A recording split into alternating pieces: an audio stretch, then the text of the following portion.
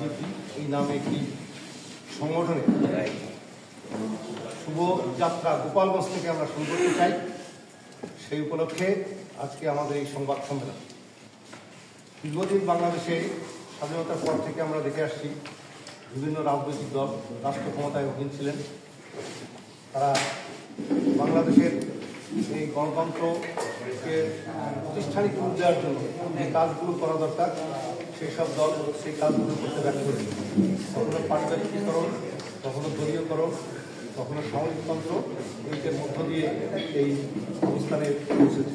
আমরা 2009 সাল থেকে এই বিষয়টা নিয়ে আমাদের ইলিয়াস খান ঠাকুর, হরিশ ভাই, আমি সহ আরও কিছু লোকজন আছেন, আমরা এটা নিয়ে অনেক আলাপ আলোচনা একাধিক গবেষণার মধ্য দিয়ে একটি সিদ্ধান্ত উপনীত হলাম যে একটি রাজনৈতিক দল গঠনের মধ্য দিয়ে সেই বিষয়গুলো আমরা জাতির সামনে উপস্থাপন করতে চাই যে কী কী প্রক্রিয়ায় গণতন্ত্রকে সুসংহত করা যেতে পারে এবং গণতান্ত্রিক রাষ্ট্র নির্মাণ করা যায়।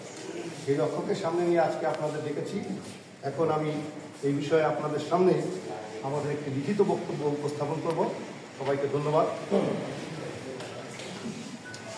বাংলাদেশ গণতান্ত্রিক পার্টির প্রাইমারির মাধ্যমে সংসদ সদস্য পদে প্রার্থী দেওয়া। বিষয়টা গণতন্ত্রের ভেতরেই নিহিত। তো সেই যে আমি আপনার উত্তরিক স্থান থেকে আমাদের চেতনাবোধ থেকে আমরা মনে করছি যে এখন আমরা এটা করতে পারি। বা কি নতুন মানে গণতন্ত্র কি বাংলাদেশের রাষ্ট্র ব্যবস্থায় যারা এ পর্যন্ত চালিয়েছে তারা কেউ কি